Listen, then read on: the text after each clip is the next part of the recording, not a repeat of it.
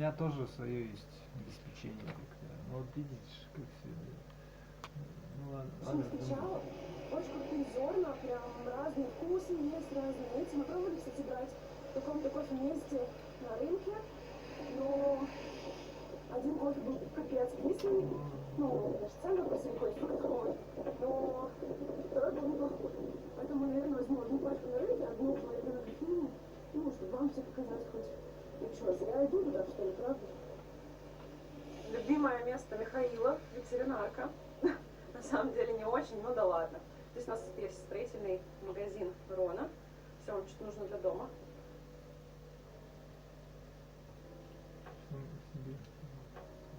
Серьезно. Одна из вещей, которая поразила меня при переезде в Канаду, это резкие перепады температуры. Чтобы вы понимали, на прошлой неделе было минус 20, а на этой плюс 2. Послезавтра минус 7, а потом плюс 3. То есть вот так постоянно. Когда я сюда переехала, в Канаду в смысле, на улице был плюс, была зеленая трава, на следующий день стало минус миллион, и выпало много очень снега. Не очень завидую метеозависимым, крепите себя.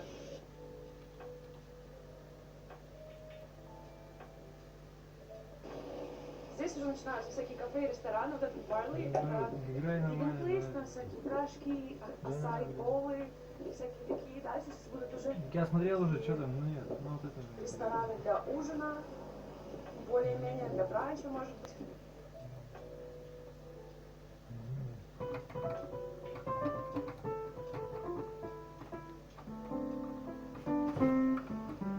Снять. Water зимой находится прямо там, в здании, а летом обычно стоят палатки или на улице, ну и плюс какие-то же все остается на всех местах. Вот здесь летом стоят палатки со всякими цветами, кактусами, суккулентами. Вот здесь, где вот эти металлические штуки, там фудкорт, готовить еду, можно прийти попробовать всякие классные штучки. Ну и рынок вот здесь, вход. Ладно. Да, ну ладно. Да. И выглядит вот так. Здесь Так, все, что хочешь, и мясо, и хлеб, и рыба, и просто все.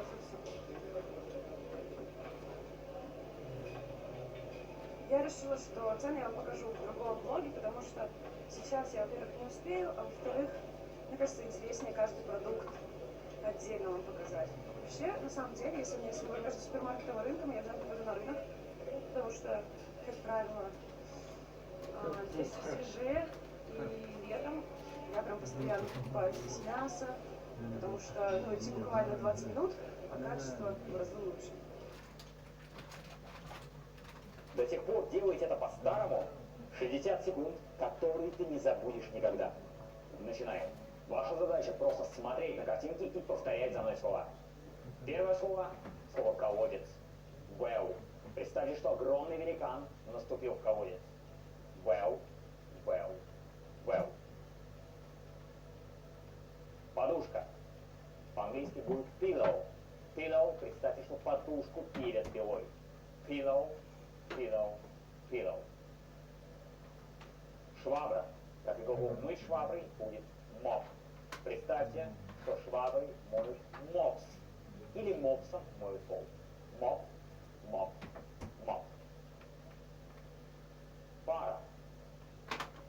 Пара по-английски couple. Couple у нас будет пара капель. Couple. И, наконец, самое актуальное слово в последнее время – слово «заразный». По-английски будет contagious. Contagious – заразного, сажаем на контейнера, изоляцию контейнер. Contagious. Повторим слово сначала с английского языка.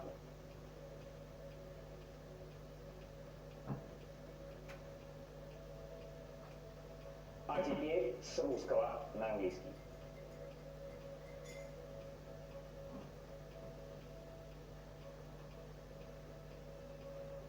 С такой скоростью ты освоишь 1000 новых слов за неделю.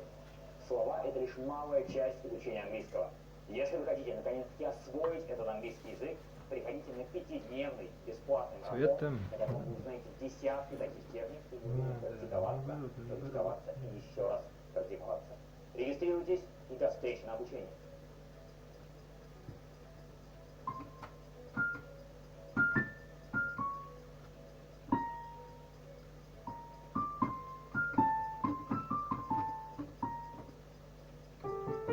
Ну это он имел в виду. Так я знаю, что полно таких умников. Что ты говорите? Да. Видишь, как тут, да, как какой-то был, да. А ради чего тебе новшество? Вот какие новшества? Ради чего? Что ты хочешь в этом? Мне тоже интересует это. То есть они вообще нужны, ну хорошо, ради чего? Нет, а вот сейчас не надо никаких там послезавтрашних каких-то всяких ваших хиней вот этих. Да, понимаете. Да. Чтобы будущее там вообще там любви. Ты просто хорошо от этого, ты любишь просто, да. Шоколадки. Нет, это должно быть нужно для жизни. Сыр. Да. То есть так, что тебя иначе никак не да, Короче, на рынок. То есть ну надо, чтобы Почему, что-то собственно, жена нет, весна же приходит скоро. Ну Почему поймешь, не короче, да. тюльпаны? На самом деле, сейчас Я не даже такой большой как летом, логично, что зима. Но, в принципе, есть чего посмотреть. И очень удивительно, потому что был день Святого Валентина, вот, например, и выбор до сих пор большой, очень много цветов. Летом мы всегда здесь берем подсолнухи, всякие классные цветы, поэтому, да, заходите тоже. Гриффиндауре почти не осталось заправок. Вот одна из, кто спрашивал... Госдума, что ли? Госдума жесткая, Сейчас я вам все да? расскажу. На самом деле, я думала, здесь будет большая штука с ценами, но нет. Поэтому вот на сегодняшний день цены вот такие. Все скажите, что канадцы, ребята, не суеверные, поэтому цветы продают десятками. Никаких вот этих четных, нечетных, какой-то фигни. Короче, цветы. Вот я купила тюльпаны.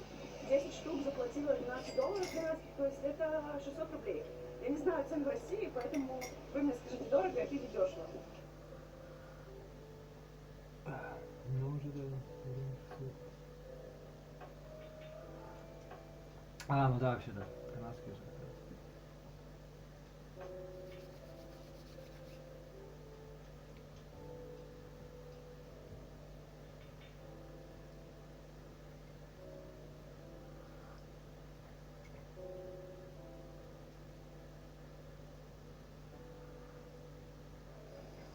Здесь вот уже Монреаль такой Монреаль, прям вот.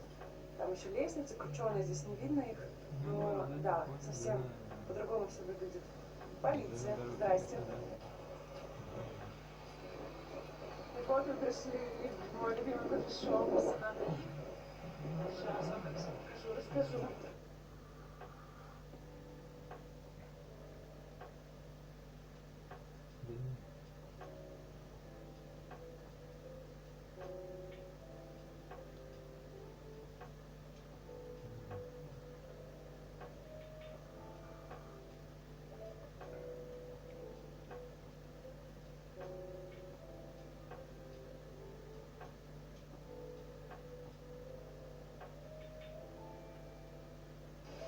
Кстати, когда покупаете кофе с Нарином, дают кофе бесплатно. Я взяла попробовать сегодня молоко из макадамии.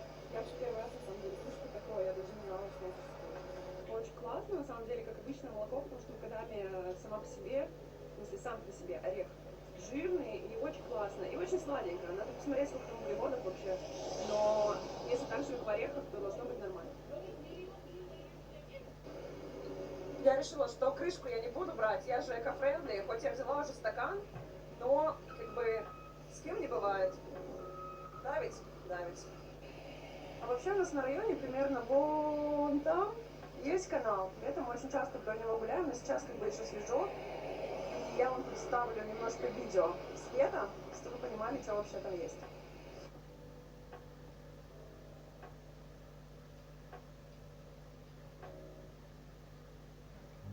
Спасут ли вас $300 в день?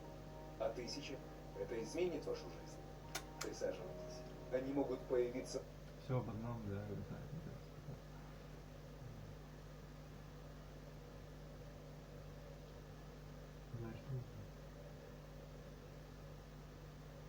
Ну это он имел в виду,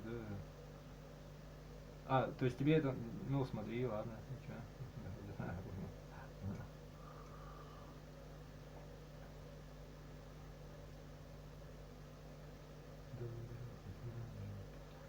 наоборот.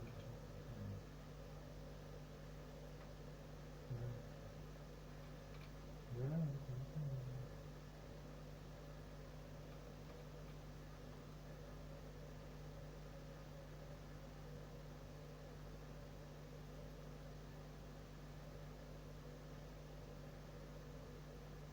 Да. Эй!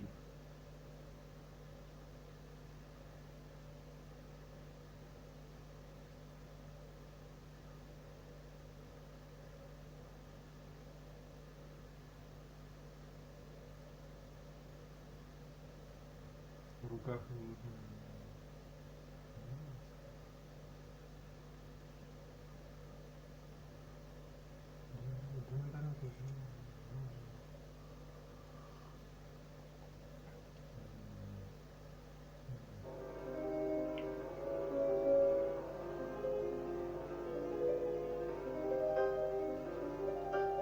Наоборот, наоборот.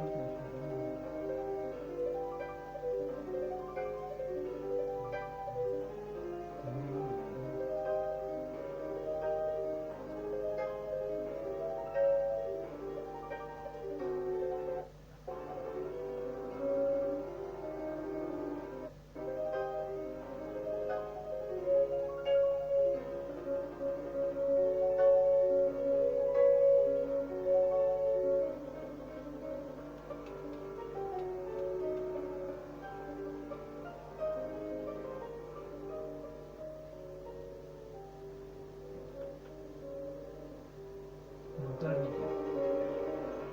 Да, всё.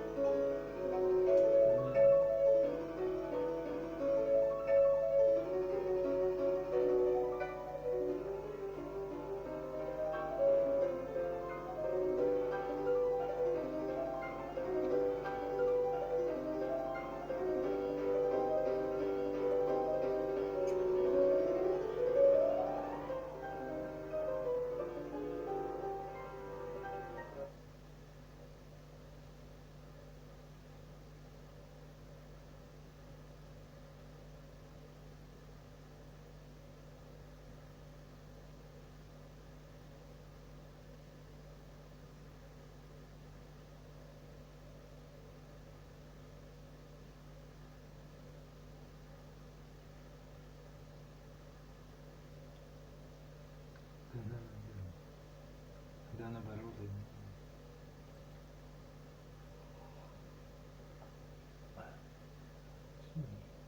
Здравствуйте. Меня зовут Евгений Абрамов.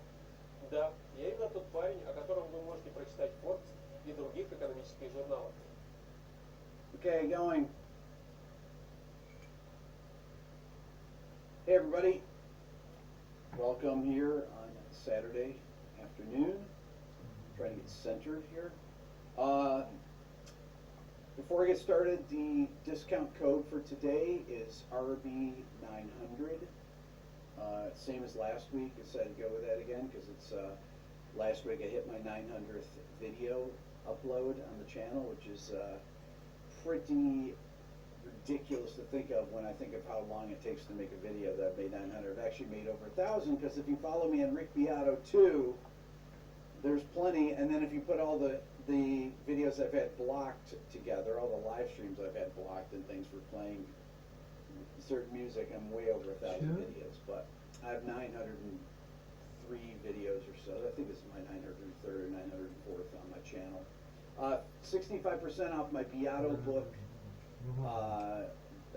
45% off my ear training program, and 45% off my guitar Quick Lessons Pro guitar course, which is 5 hours of guitar instruction based on my Instagram. If you don't follow me on Instagram, follow me at RickBeato1. And let me just talk a little bit about the kind of what all this stuff is for and how it relates to today's video topic. So I have one person that works here with me, and it's Billy. You guys met Billy last live stream I showed you Billy. Billy's been in one or two of my videos. And most YouTube channels that have a couple million subscribers have an editor and all these things, and I don't have an editor. I edit my own videos. Billy edits some of the videos, but you know, the Sting video I edited myself. The Pat Metheny video I edited. I have to edit these videos because I have a certain aesthetic that I want to put forward of how, you know, how the shots look, and it's just, since I'm going to be looking at the edit anyways, I may as well just sit down and do the edit myself. And it takes a lot to edit an hour-long video, or, you know, my video with Brian May, or my video with Pat Metheny, which was an hour and 46 minutes, or my video with Seal, or my video with Peter Frampton. All these videos that I've done interviewing my musical idols, these are really involved multi-camera shoots. I had to hire a film company up in New York to shoot at the power station. Now, I didn't tell anyone I was doing this because with Sting, because in case it didn't happen, I didn't want to say, hey, I'm interviewing Sting, and then it doesn't happen. So, you know, you all understand that. So I never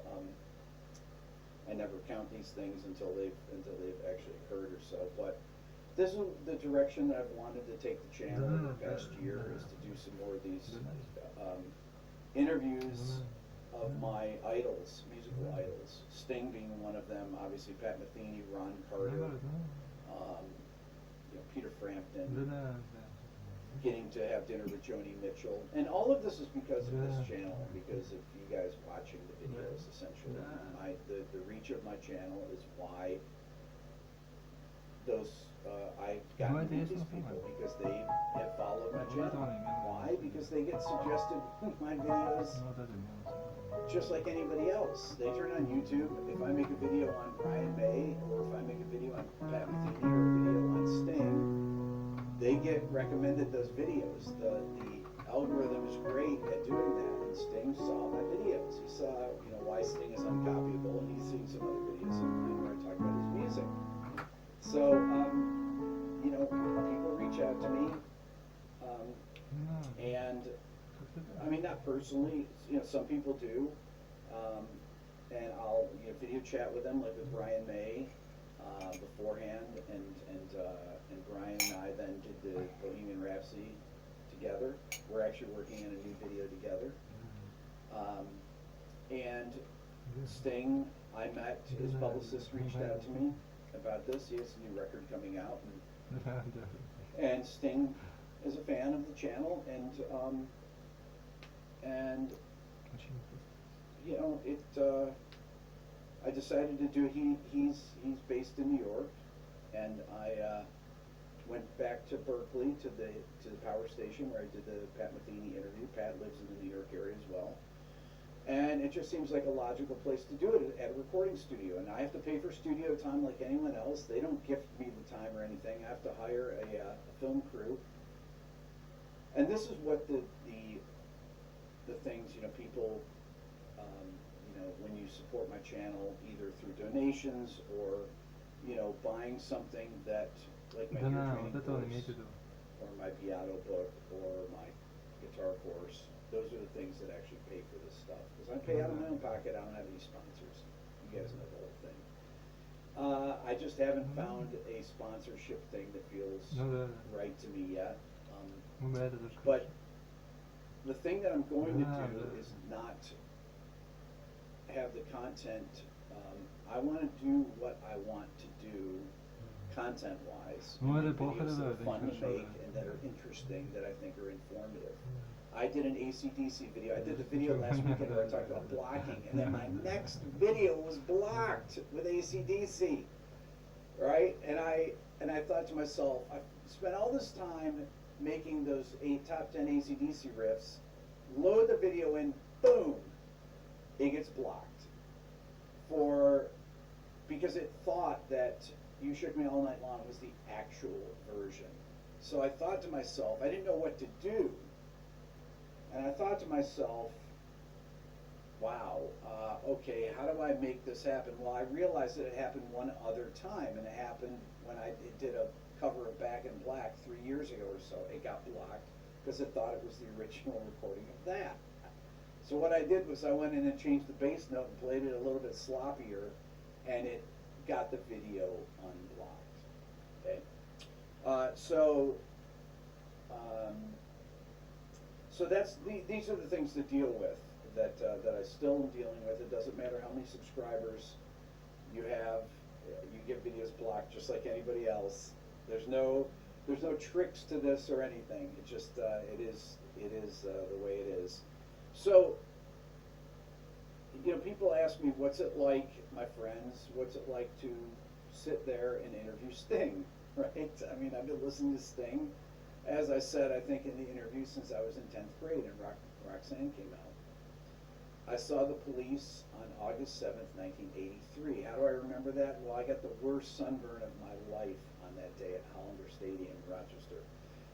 It was incredibly scorching, the sun, and it's funny because Sting's guitar tech, Danny, was at the studio in New York, and he was the guitar tech back then because he's been guitar teching with Sting since 1979. Now that's pretty ridiculous. So I said, Danny, and I've seen his name before in you know, on records and seen him thanked and on Police records and things like that. So I said, so you were there for all these records, like. You were there when they recorded Message in a Bottle, and Every Little Thing She Does Is Magic, and Spirits in the Material World. He's like, yeah, I was there from the third record on. Everything, all the solo records, everything. He heard all of those songs recorded. He tuned the instruments, did the setups, everything for them, and there he was in New York at the studio setting up the Sting's, and he brought Sting's bass and bass amp. And Sting brought his guitar, which he didn't play, but he had a custom guitar that he plays, like a parlor guitar, that he showed me that's absolutely beautiful. And Dominic Miller I'm a massive fan of. His guitar playing is amazing. He's been playing with Sting for 30 years, and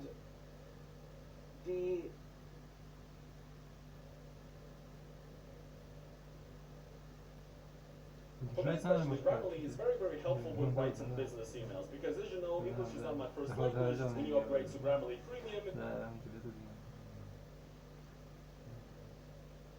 the thing I think about when I'm doing these is like I don't have to study, thank God, to do an interview like this. I know their music on many different levels. I know how to play it. I mean, I know how to play Sting songs. I know the bass parts. I know the drum fills. I know the guitar parts.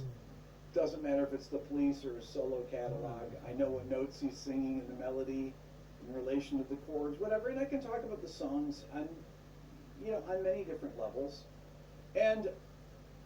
But I think about them as a fan. Like when I got to have dinner with Joni Mitchell, I talked to Joni, and ask her questions, all the questions I've wanted to ask my whole life that you want to ask these people. I always think I ask the questions that you guys want to hear or musicians want to hear. I want to be in the room. When I asked Ron Carter, when I interviewed him, what's it like to be in the studio with Miles Davis? How far apart did you guys stand from each other, Oh, well, we stood close at first, and we realized the further apart we got, the better the sound was, and eventually we were into ISO booths, What's it like to be on these classic recordings, these people that actually did it? Sting, like I always say, I said it to Brian May, people don't realize that these recordings don't just appear out of nowhere. The songs are written, and they are recorded in a place and time, and then we enjoy them, but they become these mythical things. But they still they're made up of all of this hard work. You think about all the vocal tracks on Bohemian Rhapsody, right? Or any song by Queen, how meticulously well recorded they are, or any Sting song or any Joni Mitchell song, and how many records they have, and how many songs they wrote over their careers. and it's really astounding. And those are the things that I want to talk about. A lot of people ask me, do I get nervous? And I don't really get nervous because I think of them as musicians. And it's like being on a gig with somebody, you know. It's Vinny Colaiuta played with Sting for, I don't know, 10 years probably, and I played with Vinny. I've known Vinny for 35 years or so. I played with Vinny. As soon as Sting came in with Dominic, we were talking about Vinny. We talked about different things, and Sting's like, how long have you known Vinny for? This is before we started recording, and Sting had just come from the dentist. He told me that laughing because he said, I need to get a cappuccino. So the first part of the video, he was kind of maybe a little bit reserved until the caffeine kicked in. So